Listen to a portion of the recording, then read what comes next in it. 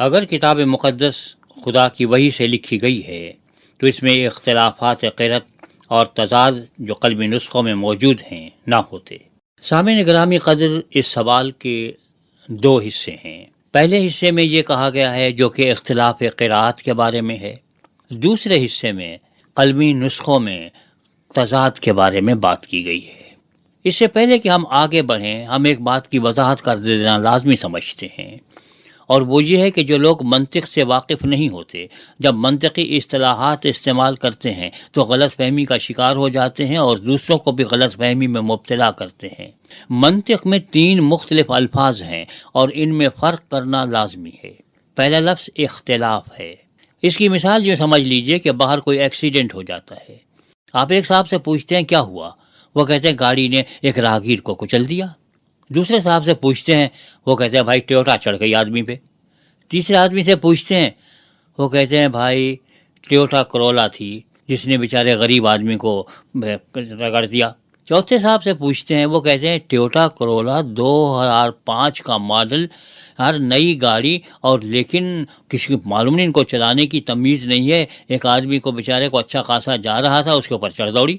پانچویں آدمی سے پوچھتے ہیں، وہ کہتے ہیں کہ ٹویوٹا کرولا تھی، 2005 کا ماڈل تھی، رنگ لال تھا اور اس نے آدمی کو کچلا ہے۔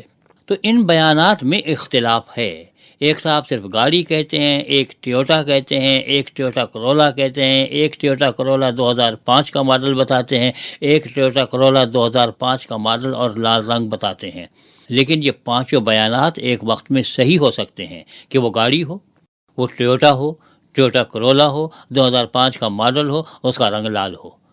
اس قسم کے اختلافات جائز ہوتے ہیں، بلکہ بعض اوقات ضروری ہوتے ہیں، کیونکہ اگر 5 مختلف افراد 5 مختلف بیانات دے رہے ہیں تو ان میں یہ اختلاف لفظی ہوگا اور لازمی ہوگا۔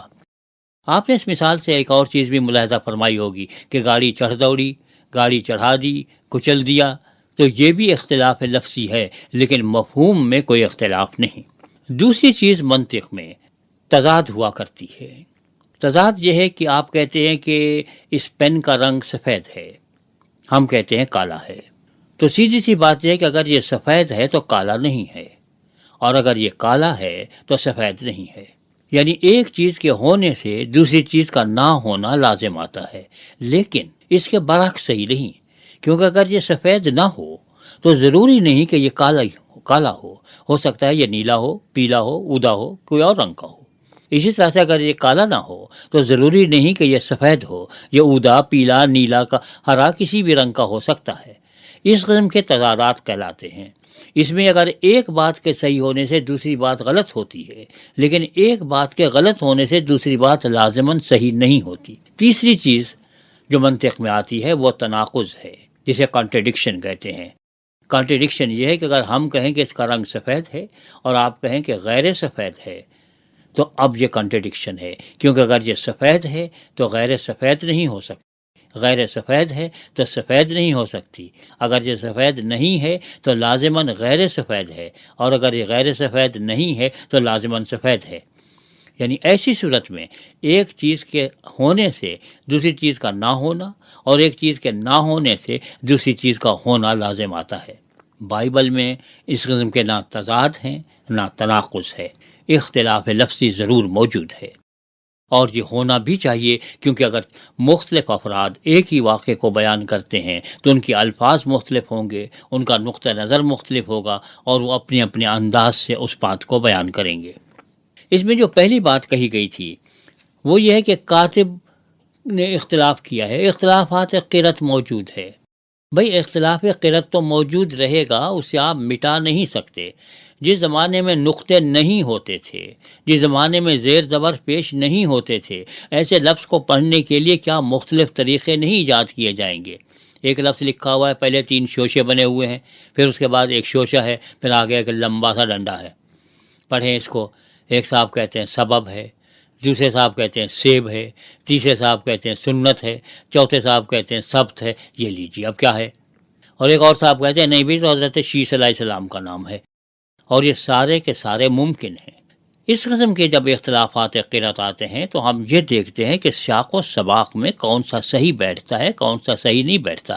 کھانے کا ذکر ہے تو سیب ہوگا، عمل کرنے کا حکم ہے تو اب یہ ثبت ہو سکتا ہے یا سنت ہو سکتا ہے۔ کسی انسان کا نام آ رہا ہے تو بھائی بغیر شیز کے اور کچھ بھی نہیں ہو سکتا۔ اگر وجہ کا ذکر ہے تو سبب ہوگا۔ تو لہذا وہ جو اختلاف قرأت اتنی بڑی مصیبت دکھائی دیتی ہے، ہوتا نہیں ہے۔ اسی طرح سے اگر زیر زبر پیش نہیں لگے ہوئے تو ظاہر ہے کہ ایک آدمی اس کو ملک پڑھ رہا ہے، کہتا ہے کہ یہ ملک صاحب ہے، دوسرا کہتا ہے یہ ملک ہے لیکن اس کی معنی بادشاہ کے ہیں، عربی کا لفظ ہے، تیسرے صاحب کہتے ہیں یہ ملک ہے جس کے معنی فرشتے کے ہیں، چوتھے صاحب کہتے ہیں نہیں بھائی یہ تو ملک ہے، اس کے معنی جائیداد کے ہیں، پانچویں صاحب کہتے ہیں یہ ملک ہے اور یہ کنٹری کے معنی میں استعمال ہوتا ہے۔ تو یہ زیر زبر سے 5 مختلف الفاظ وجود میں آئے۔ یہ اختلاف قرأت اس لیے ہے کہ پہلے سے زیر زبر پیش تھے نہیں، اگر ہوتے تو یہ اختلاف نہیں ہوتا۔ تو یہ اس کتاب کے غیر الہامی ہونے کا ثبوت نہیں ہے، یہ صرف اس بات کا ثبوت ہے کہ رسم الخط ناقص تھا اور اس ناقص رسم الخط کی وجہ سے یہ اختلافات پیدا ہوئے۔ اس میں یہ بھی اعتراض کیا گیا ہے کہ صاحب کاتب جو ہیں ان کی کتابت کے اختلافات موجود ہیں۔ ہمارا عقیدہ یہ نہیں ہے کہ کاتبوں پہ وحی نازل ہوتی تھی، ہمارا عقیدہ یہ ہے کہ جو پہلا نبی تھا اس پہ وحی نازل ہوتی تھی۔ اگر کاتب غلطی کر جائے تو کیا اس سے وہ بیان غلط ہو جائے گا؟ آپ روز پڑھتے ہیں اخبارات میں کتابت کی غلطیاں ہوتی ہیں، لیکن کیا وہ بیان غلط ہو جاتا ہے؟ آپ کو خود اندازہ ہوتا ہے کہ یہ کتابت کی غلطی ہے، بھائی یہ جو لکھا ہوا ہے یہ گیدڑ نہیں ہونا چاہیے، یہاں پہ لیڈر ہونا چاہیے، یا یہاں پہ بھینس کا کوئی تذکرہ نہیں ہے، یہاں پہ جینیس ہونا چاہیے۔ آپ کو خود معلوم ہو جاتا ہے کہ کاتب صاحب نے کوئی حرکت کر دی ہے اور اس حرکت کی وجہ سے گڑبڑ ہو گئی ہے۔ تو کاتب تو ملہم نہیں ہیں، ان پہ الہام نازل نہیں ہوتا، ان پہ وحی نازل نہیں ہوتی۔ کاتب غلطی کر سکتا ہے، دیکھ کے بھی اور سن کے بھی۔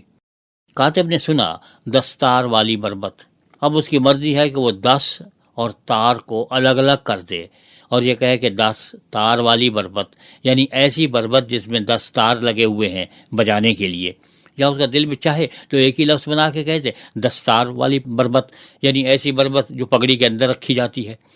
اتنی بڑی پگڑی نہیں ہے جس کی 10 تار بڑی ہوتی ہے، لیکن حماقت تو کی جا سکتی ہے۔ تو ان اختلافات کی بنیاد پر کسی کتاب کا الہام زیر بحث نہیں آتا۔ جن لوگوں نے یہ مسئلہ کھڑا کیا ہے انہوں نے کبھی زحمت ہی گوارا نہیں کی کہ موضوع زیر بحث کیا ہے، اس کتاب کا موحى من اللہ ہونا ہے، یا یہ کہ کاتب بھی معصوم ہو کہ غلطی نہ کرے، یا یہ کہ اختلاف قرأت نہ ہو۔ ہمارے ہاں لاکھوں اختلافات قرأت موجود ہیں اور موٹی موٹی کتابیں موجود ہیں۔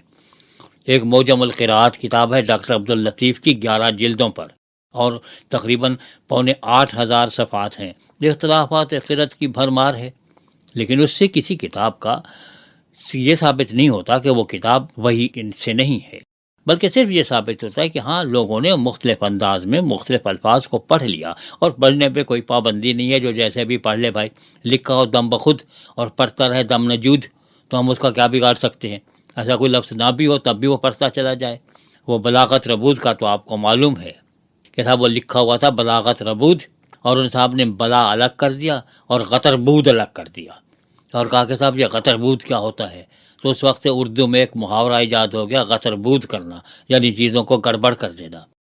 تو غلطی پڑھنے میں ہو سکتی ہے، لکھنے میں غلطی ہو سکتی ہے، کیونکہ یہ انسان ہے اور انسان سے غلطیاں ہوتی ہیں، لیکن یہ کہ اصلی نسخے میں غلطی ہو یہ ممکن نہیں ہے۔ ہم صرف اسے معصوم سمجھتے ہیں جو اصلی نسخہ ہے، اس کی نقول کو معصوم عن الخطا نہیں سمجھتے۔ ان میں غلطیوں کے امکانات موجود ہیں اور ہوں گے، لیکن اس سے اس کتاب کی وحی کے اوپر کوئی اثر نہیں پڑتا۔